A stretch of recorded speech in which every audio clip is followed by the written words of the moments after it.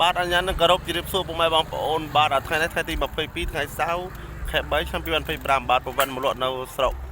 អន្លង់វែងបាទ concert ទឹកក្រូចដាស់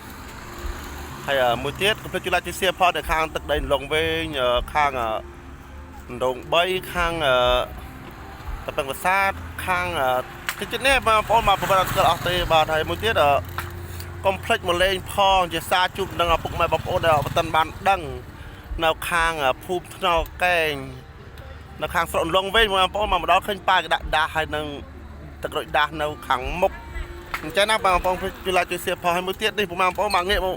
ស្រុកក្តីមកវិញបងប្អូនមកនេះក៏ប្រងកំភ្លើងប្រវត្តិបាទនេះប្រវត្តិមួយបងអូនមួយបាទពីររោងបាទនៅខាងទឹកដីនៅស្រុកអន្លង់វិញណាបងប្អូនបាទនេះហើយនេះគ្រឿងកន្លែងប្រវត្តិខាងនេះបងប្អូនមកនេះចាប់គ្នាតែម្ដងបាទហើយកុំភ្លេចជួយ like ជួយ share ផងបាទវីដេអូខ្ញុំមានប៉ុណ្្នឹងឯងបាទកូនច្រើនបាទគ្រប់លាបាទ